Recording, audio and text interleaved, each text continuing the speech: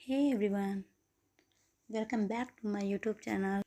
आज का जो मेरा टॉपिक होने वाला है वो preamble of Indian constitution. Now let's start. तो प्रेम्बल इंडियन कॉन्स्टिट्यूशन का इंट्रोडक्शन है और ये बताता है कि इंडिया का कॉन्स्टिट्यूशन किसने बनाया और क्यों बनाया। तो प्रेम्बल जो प्रेम्बल की स्टार्टिंग लाइन है, we the people of India. इसका मतलब जो इंडिया की पावर है, जो इंडिया का सोर्स है, वो पीपल के हाथों में है। इंडिया के मतलब इंडिया का कॉन्स्टिट्यूशन इंडिया के लोगों ने बनाया है।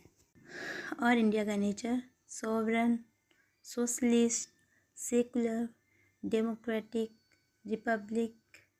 और इसका objective justice, equality and liberty है। Now let's understand the keywords of preamble. So first, sovereign means संपूर्ण स्वतंत्र।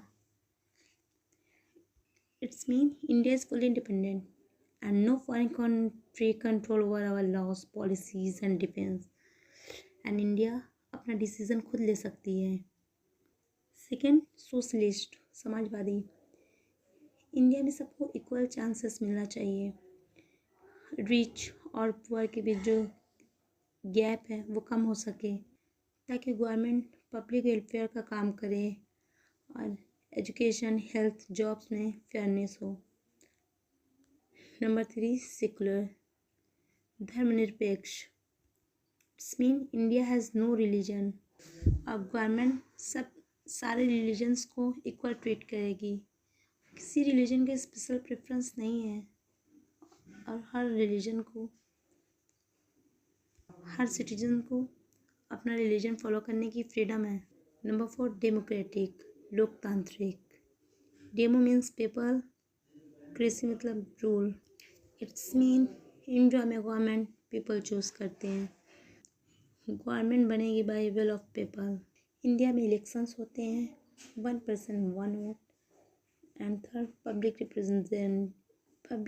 रिप्रेजेंटेटिव सेलेक्ट करती है। नंबर 7, रिपब्लिक गणराज्य। इंडिया का हेड प्रेसिडेंट, जो नॉमिनल हेड होता है, and real head prime minister. ये इलेक्टेड होते हैं, not hereditary. Objective of preamble, citizen को क्या मिला है? Justice. There are 3 types of justice, social, economics and political. तो फर्स्ट है सोशल जस्टिस। सोसाइटी में डिस्क्रिमिनेशन ना हो based on caste, religion, gender, status.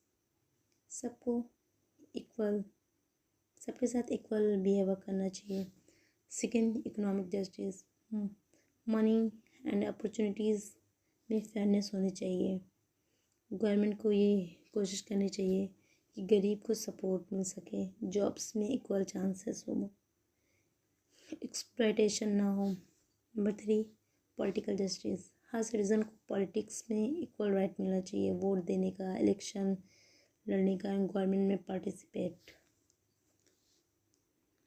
Number 9, liberty स्वतंत्रता। यहाँ पे 5 टाइप्स लिबर्टीज़ है। थॉट, हम कुछ भी सोच सकते हैं। एक्सप्रेशन, हम कहीं पे जाके हमें फ्रीडम है कि हम बोल सकते हैं, हम बिलीफ रख सकते हैं। फैथ, अपना रिलीजन फॉलो करने का हमें राइट है। वर्शिप है,